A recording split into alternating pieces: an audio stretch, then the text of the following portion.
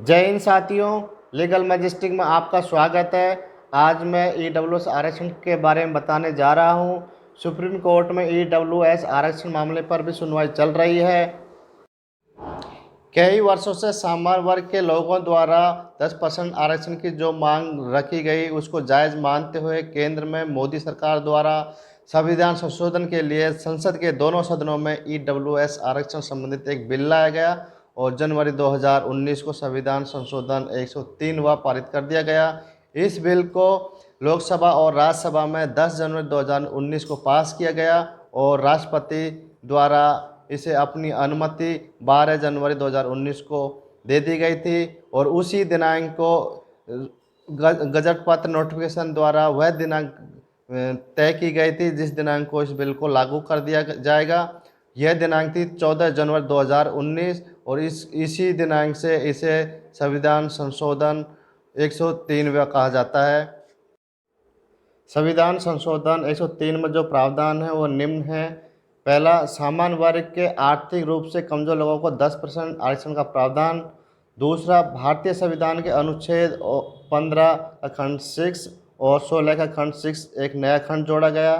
तीसरा, इस संशोधन में शिक्षा संस्थान में प्रवेश और सरकारी नौकरियों के नियोजन के लिए 10% कोटे का आरक्षण का प्रस्ताव पारित किया गया।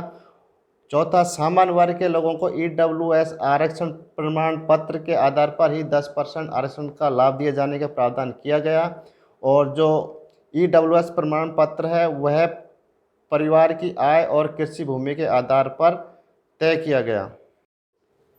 5 अगस्त 2019 को सुप्रीम कोर्ट ने सामान्य वर्ग के गरीबों के लिए 10% आरक्षण के खिलाफ दायर याचिका को संवैधानिक पीठ को सौंप दिया था। इस मामले में एनजीओ सहित 25 से अधिक याचिकाकर्ताओं ने कोर्ट का रुख लिया। भारत के मुख्य न्यायाधीश यू ललित सहित सुप्रीम कोर्ट में 5 न्यायाधीशों की एक संवैधानिक पीठ का गठन किया गया। पहला, भारत के मुख्य न्यायाधीश उदय उमेश ललित। दूसरा, न्यायाधीश दिनेश माहेश्वरी। तीसरा, न्यायाधीश एस रविंद्र भट्ट। चौथा, न्यायाधीश वेला एम त्रिवेदी और पांचवा, न्यायाधीश जेपी पारदीवाला। सुप्रीम कोर्ट की संवैधानिक पीठ द्वारा याचिकाकर्ताओं के तथ्यों और बिंदुओं को देखते हुए 13 सितंबर 2022 को याचिकाओं पर सुनवाई की दिनांक तय की गई थी। संवैधानिक पीठ को संबोधित करते हुए याचिकाकर्ताओं के वकीलों द्वारा दलील पेश की गई। डॉक्टर मोहन गोपाल निम्न तथ्यों और बिंदुओं का हवाला देते हुए कहा है, सुप्रीम कोर्ट के फैसलों में आरक्षण तय 50% सीमाता की है और अनुच्छेद 15 और 16 के खंड 6 को चुनौती दी गई।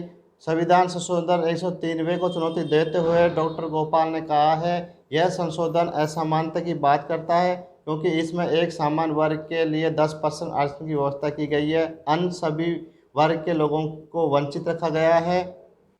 अनुच्छेद 15 का खंड 4 और 15 का खंड 5 के तहत उन सभी जाति और वर्गों के लिए है जो सामाजिक और शैक्षणिक रूप से पिछड़े हैं, लेकिन संविधान संशोधन 103 में अनुच्छेद 15 का खंड 6 जोड़कर एक विशेष वर्ग के लोगों को बताता है जिसमें एसटी, एससी और एससी, बीसी को वंचित रखा गया है। यह संशोधन भारतीय संविधान के मूलभूत ढांचे का अतिक्रमण एवं उल्लंघन करता है।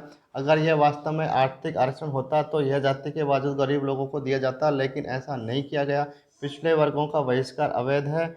आप गरीब व्यक्ति को बताते हैं कि यह निचली जाति के होने के कारण हकदार नहीं है, यह ज़मीन पर हो रहा है। पिछड़े वर्गों को समान अधिकार और अवसरों से वंचित रखने की उनकी पहचान बदल दी जाएगी।